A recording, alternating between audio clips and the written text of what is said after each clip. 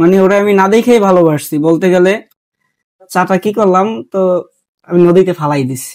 Family সবার কাছ থেকে এখন কথা বলতে হয় যে যে মেয়েটার জন্য এত কিছু করলি, যার জন্য জীবনে সবকিছু উজাড় করে দিলি, এত টাকা পয়সা এত কিছু নষ্ট করলি, সে এখন সে তোর নাই। সে মেয়েটা কিভাবে ছাইড়া গেল।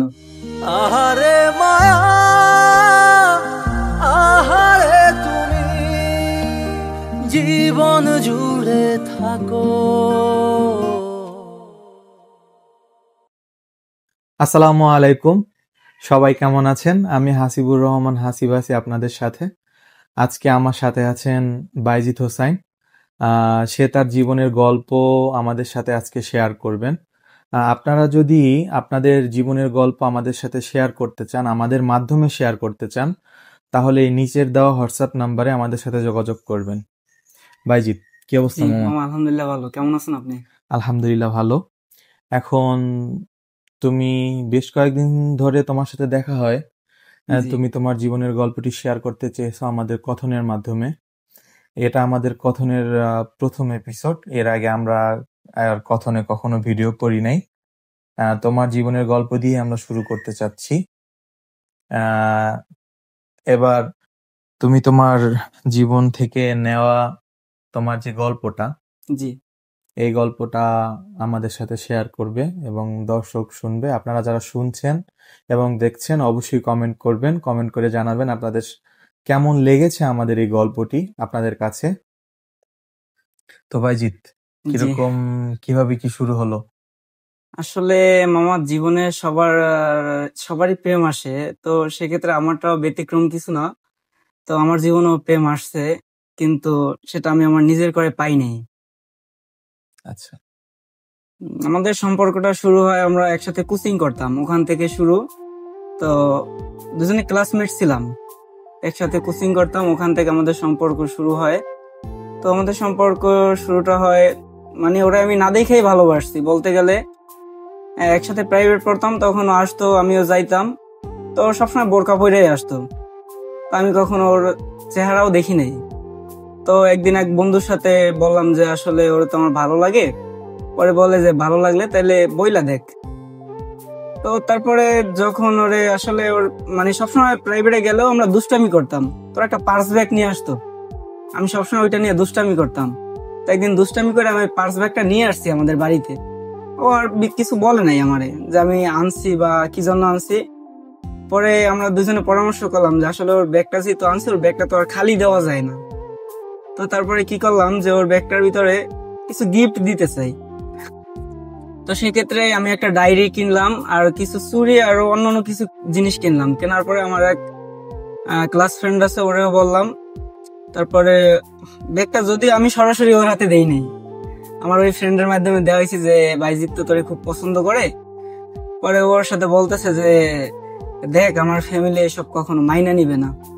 আর দ্বিতীয় কথা হইলো, ওর কাছে আমার নাম্বার ছিল। পরে নাম্বার থাকার পরে ও আমার বাসায় গিয়ে ফোন দিল। নাম্বার কিভাবে পাইলো সে? নাম্বার কিভাবে পাইছে বলতে, এক জায়গায় প্রাইভেট পড়তাম, আর ওর বাসার ফোনে এমবি ভরতো। তখন আর কি আমার কাছ থেকে ওই এমবিটা কিনতো। ওখান থেকে ওর নাম্বারটা যদিও আমার কাছে ছিল, কিন্তু কখনো আমি ফোন দেইনি ওরে। আচ্ছা, পরে ওরা আমি বলছি যে এর আগে তোর সাথে কিছু কথা ছিল, যেহেতু ক্লাসমেট তো তুকারি করেই বলতাম। পরে বলতো যে কি কথা বল। পরে আমি বলতাম না, তবে ওই ফ্রেন্ডের মাধ্যমে বলছি। পরে ওরে আমি সরাসরি বলা হয়নি, ওই ফ্রেন্ডে বলছে। তারপরে এর ভিতরে আমাদের ভিতরে কথাবার্তা চলতেছে, ও আমার সাথে কথা বলে, আমিও কথা বলি, কিন্তু বলছে ওর ফ্যামিলি মানবে না। না মানে ও কথা বলতেছে, আমিও কথা বলতেছি। পরে আমি বলছি যে, পরে বলছে হ্যাঁ, সম্পর্ক করলে ফ্যামিলি কোনো এক সময় মাইনে নিবে। তাই চলতেছে, চলার পথে পরে হঠাৎ করে মানে যে সম্পর্ক চলতেছে এটা ও ও আমারে বুঝতে দেয় না, আমি ওরে বুঝতে দিই না, কিন্তু কথাবার্তা আমাদের দুজনেরই চলে। পরে হঠাৎ মানে একজন আরেকজনের বুঝতে দাও না, কিন্তু কথাবার্তা আমাদের সম্পর্ক রিলেশনের হ্যাঁ মতোই সবসময় চলতেছে। তোমরা দুজন যে রিলেশন করতেছে এরকমই চলতেছে যে একসাথে প্রাইভেট পড়তাম, ওর আমি বিশেষ করে আগে যাইতাম। সকাল 7টায় প্রাইভেট ছিল, ও আর আমি খুব ভোরে যাইতাম। এরপরে হঠাৎ করে আমার একদিন ফোন দিয়েছে যে আমরা তো একটু ঢাকা বেড়াইতে যাইতাম, তুমি কি যাবো আমাদের সাথে? তা আমার এমনিতে একটু ঘোরাফেরার শখ খুব বেশি, আমি কিন্তু চলো। এরপরে আমি যে বগা গেছি, বগা যাওয়ার পরে ওরাও গেছে, যাওয়ার পরে একসাথে উঠছি। একসাথে ওঠার পরে ও ওর দাদা ছিল আর ওর ছোট বোন ছিল। থাকার পর আমরা লঞ্চের পিছনে বসে গল্প করতেছিলাম। তো গল্প প্রায় 3 থেকে 4 ঘন্টা কথা বলছি। যেহেতু ফার্স্ট রিলেশন, দুজন একসাথে যাইতেছি, তাও নদী পথে যাওয়ার পরে এর ভিতরে আবার আছে না যে লঞ্চে অনেকে আইসা অনেক কথা বলে, ফাঁকে কয়েকটা লোকজন আসছে যে আসলে তোমরা কি হও। পরে বলতেছে যে আমরা দুজন ফুফাতো মামাতো ভাই বোন হই। পরে তারা আর কিছু বলে নাই। পরে আমরা দুজন উপরে চলে গেছি। উপরে গেছি, যাই কিছু খাওয়া দাওয়া করলাম। এরপরে ওই ছেলেগুলো আবার দাদার কাছে যাই জিজ্ঞেস করে যে ওই ছেলেটা কি হয় আপনাদের, আপনার নাতির সাথে তো অনেকক্ষণ ধরে কথাবার্তা বলতেছে। কই ছেলেটা তো আমি চিনি না। ঝামেলা তো এইখানেই। এর আগে যখন লঞ্চের উপরে যাব তখন ওর আবার এক মানে কেমন ফুফু বিয়ে দিচ্ছে আমাদের বাড়ি। তো আবার বলে কি যে তোমার সিট নেওয়া লাগবে না, তুমি আমাদের এখানেই বসো, আমাদের এখানে খাওয়া দাওয়া করবা। পরে ওরে বলি যে তোমার দাদা আমার চিনে না, তোমার দাদারে কি বলবো। পরে দাদার সাথে বসছি, যাইয়া বসার পর দাদার সাথে মোটামুটি পরিচিত হয়েছি দুজনে। পরে বলছে যে তুমি যেহেতু আসছো, সিট টিট রাখো নাই, তো আমাদের এখানে বইসো। পরে আমরা 3 জনে, ওই যে ওর ছোট বোন, আমি আরো লঞ্চের 3 তলায় গিয়ে অনেকক্ষণ গল্প করলাম। পরে ভাবলাম যে ওর দাদা মুরব্বী মানুষ বইসা রয়েছে, তার জন্য কিছু নিয়ে যাই। পরে তার জন্য আমি 1 কাপ চা নিয়ে আসছি। ওরা আমার আগে চলে আসছে। চা নিয়ে আসার পর দাদা আমার প্রশ্ন করতেছে যে তুমি ওকে চেনো?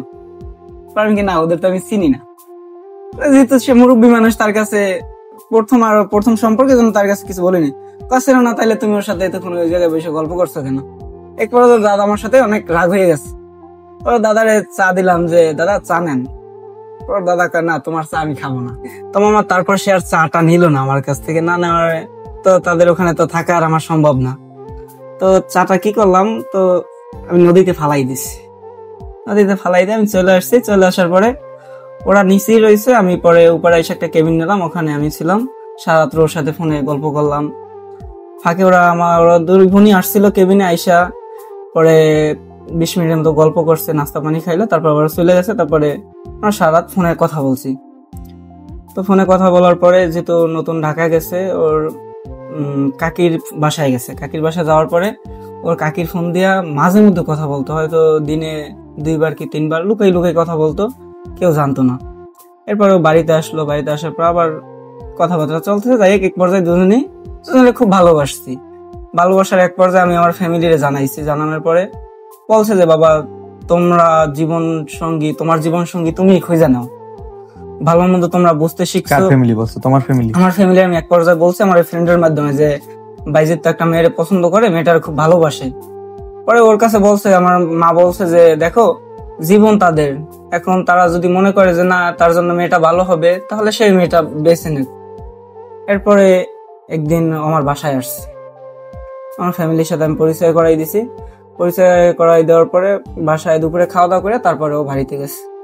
তো ঠিকঠাক ভাবে রিলেশন চলতেছে, দুজনের ভিতরে কখনো ভুল বোঝাবুঝি ছিল না। এর ভিতরে আমি এক পর্যায়ে সিদ্ধান্ত নিয়েছি যে দুজনে পালাই যাব। ঘুরতে গেছি শৌলা পার্কে, ওখানে বৈশা আমি বলছি যে দেখো, তুমি পারতেছো না তোমার ফ্যামিলিরে জানাইতে বা ই করতে। আর একটা বোন ছিল, ছোট বোন।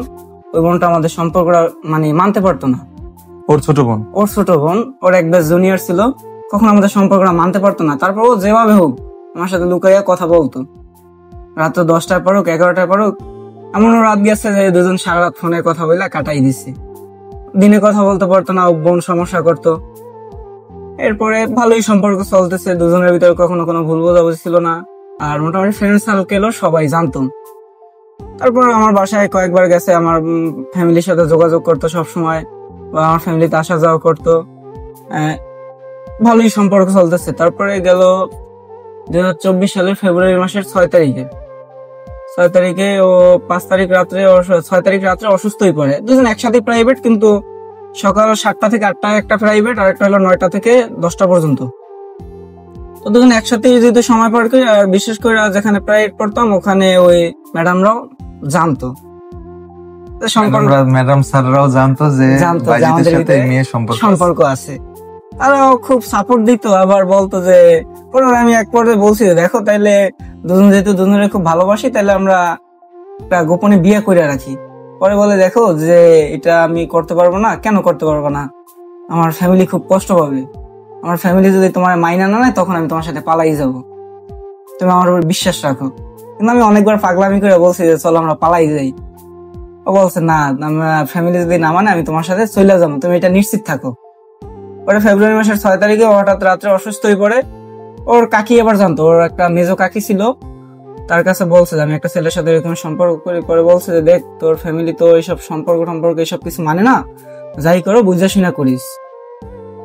এরপর কাকি জানতো বলতে, এরপরে হঠাৎ করে মানে ফেব্রুয়ারি মাসের 6 তারিখে 24 সালের সকালে বলতেছে যে আমি তো অসুস্থ, তুমি তাহলে প্রাইভেটে যাও।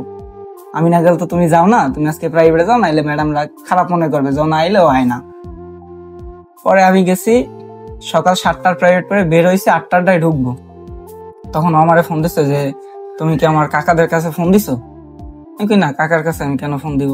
এর আগে ওর কাকির সাথে আমার 5 তারিখ সকালে কথা হয়েছিল, কিরকম কি তোমরা কেমন কি আছো, সম্পর্ক করো, এসব নিয়ে অনেক কথাবার্তা হয়েছে। পরে আমার বলতেছে যে এরকম তুমি নাকি আমার কাকার কাছে ফোন দিছো, আমার কাকার ফ্যামিলিতে অনেক ঝামেলা করছে, যে ওর মেয়ে বোনটা আবার অন্য এক জায়গায় সম্পর্ক করতো, ওইটাও ফ্যামিলিতে জানাজানি হয়েছে যে আমরা 2 বোন সম্পর্ক করি, এইসব নাকি তোমার কাকার কাছে বলছো, এগুলা নিয়ে ফ্যামিলিতে অনেক ঝামেলা হয়েছে, এগুলা কে বলছে? পরে আমি ওর কাকির কাছে ফোন দিছি, ওর কাকার বাসা থাকার কারণে ওর কাকি আর ফোন রিসিভ করে নেই, না করার কারণে অনেক হতাশা হয়ে গেছে আমি।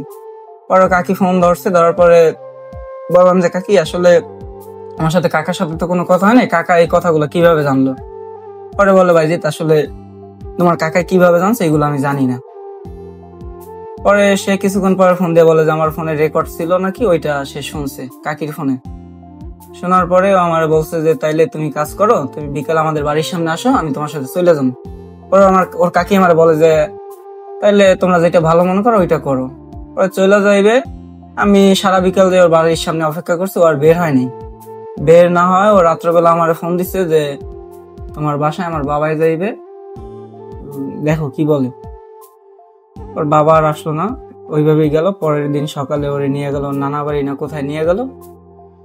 পরে আমার সকালে ফোন দিছে যে আমি খুব কষ্টে আছি, আমার একটা ফোন ছিল ওর কাছে, যে ফোনটা আমার ছোট বোনের কাছে দিয়ে দাও, তুমি পারলে ওর কাছ থেকে নিয়ে নিও।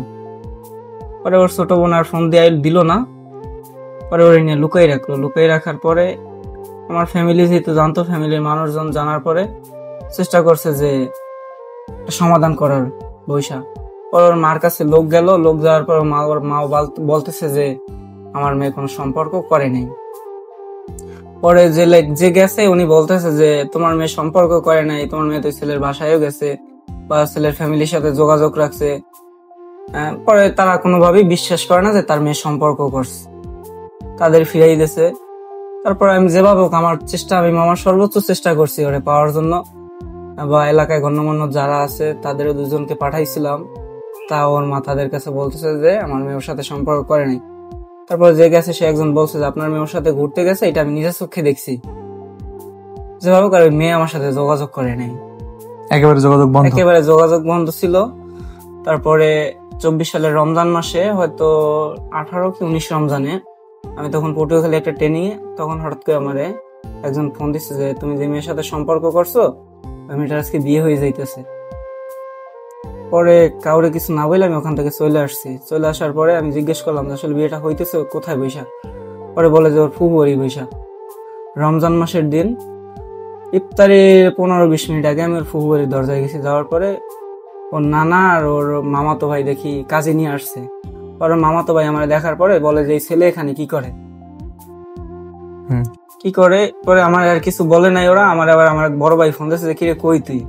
আমি ভাই আমি তো পটুয়াখালী। তার কাছে বলি নাই যে আমি ওখানে গেছি। পরে বলে যে তুই যে মেয়েটার সাথে সম্পর্ক করছো ওই মেয়েটার বিয়ে হয়ে যাইতেছে। পরে যেহেতু সে আমার বলছে, তার কাছে লুকানোরও কিছু নাই। পরে বলি যে ভাই আমি তো ওই বাড়ির দরজায়। পরে কয় তুই ওই বাড়ির দরজায় গেলি, তুই কোন সাহসে একা মানুষ গেলি? যাই তুই ওখান থেকে চলে আয়।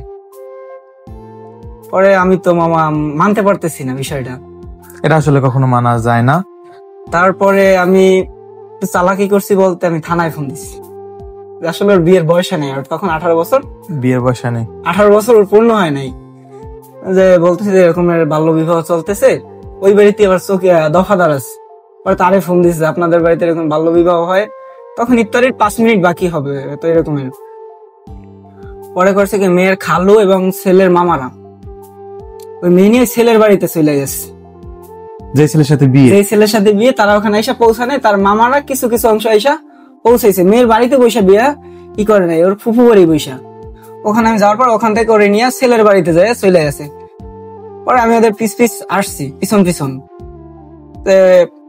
ধাওয়া পাল্টা ধাওয়া করে আসছি। আসার পরে মানে ওরা ছেলেদের বাড়িতে চলে গেছে, কিন্তু ছেলের বাড়িটা আসলে কোন জায়গায় এটা আমি জানি না। ওরা ঢোকার পরে মানে একটা গোল মানে কি বলে চিপা রাস্তা দিয়ে ঢুকছে, ওদিকে আর মানে একা মানুষ, আমার আর সাহস হয়নি। এরপরে হওয়ার পর ওই বাড়ি তোরা গেছে, যাই ওখানে বিয়ে হয়েছে। বিয়ে হওয়ার পরে ওখানে জানাজানি হয়েছে যে মেয়েটা সম্পর্ক করছে, বা ওখানেও পুলিশ গেছিল, তোমার সাথে সম্পর্ক ছিল এটা তারা জানছে। জানার পরে ওখানে ওই বাড়িতে পুলিশ গেছে, যেহেতু বিষয়টা আমি থানায় অভিযোগ দিছিলাম। পরে ওই মেয়েরে নিয়ে আবার অন্য বাসায় লুকিয়ে রাখছে। ওই ছেলেরা 4 ভাই, 4 ভাইয়ের ভিতরে মেজো ভাইটার ক্যান্সার, যে ছেলের সাথে বিয়ে হয়েছে ওই ছেলের 4 ভাই, তো একটা ছেলের ক্যান্সার হয়েছে, ওর ঢাকা থেকে ফিরেই দিয়েছে যে ছেলেটা বাঁচবে না, মানে এই জন্য আর কি ওর বড় ভাইরে তাড়াতাড়ি বিয়ে করে, এই জন্য তারা ভালোভাবে জানতে শুনতে পারে নাই। তারা আমার অনেকে ফোন দিছে যে আসলে ভাই আমরা তো বিষয়টা জানতে শুনতে পারিনি, আমাদের এরকম একটা ছেলে অসুস্থ, এই জন্য আমার ভাইরে তাড়াতাড়ি বিয়ে করাইছি। যে আমার ওই ভাইটা বলছে যে আমার ভাইয়ের বউরে একটু দেখবে। পরে যাই হোক, ওই ছেলেটা বিয়ের 1 মাস না 1.5 মাসের মাথায় মারা গেছে। ওই ছেলের ভাইটা মারা গেছে। এরপরে আপনারে বলছিলাম যে লঞ্চে চায়ের গল্প বলছিলাম ও দাদার সাথে। এরপরে আমি একটু ঝামেলা করছি, একটু লোকজন জানাজানি হয়েছে। পরে ওর বাবা গেছিল আমার বড় ভাই বা মুরব্বী যারা আছে তাদের কাছে। পরে বলতেছে যে এরকম আপনাদের ছেলে কত বড় বেয়াদব, আমার বাবার কাছ থেকে চা নিয়ে নদীতে ফালাই দিছে। আসলে আমার চা তো আমি তাই দিতে চাইছি, সে নেয় নাই, এই জন্য তুমি ফালাইছো। এই জন্য ফালাইছি। কি করলাম, 2টা চা নিছি, সে রাগ করে চা নেয় না। এটা তারা আমার অনেকভাবে মামা হয়রানি করছে, লোকজন বা যারা ছিল মানে গুন্ডা পান্ডা এসব দিয়ে অনেক হয়রানি করছে। বা পরে যখন যে ছেলের সাথে বিয়ে হয়েছে ওই ছেলের মামারা তারাও আমার নামে অনেকের কাছে বিচার দিছে বা অনেকভাবে ক্ষতি করার চেষ্টা করছে, যে আমি যাতে তার বউর সাথে সম্পর্ক ছিল যেটা কেউ না জানে। বিষয়টা হলো এমন পর্যায়ে চলে গেছে, এমন কেউ যে ছিল না যে আমাদের সম্পর্কটা না জানে। এক পর্যায়ে তারে আমার পাওয়া হইল না।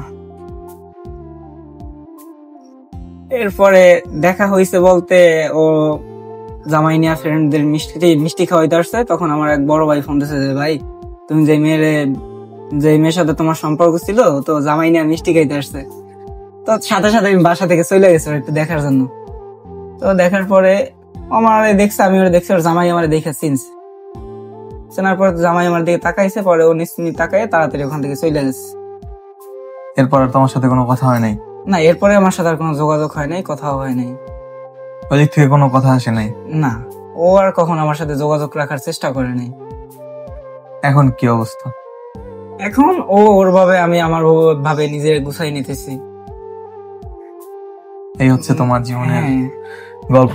তারপরে ফ্যামিলি সবার কাছ থেকে এখন কথা বলতে হয় যে মেয়েটার জন্য এত কিছু করলি, যার জন্য জীবনে সবকিছু উজাড় করে দিলি, এত টাকা পয়সা এত কিছু নষ্ট করলি, সে মেয়েটা কিভাবে ছাইড়া গেল।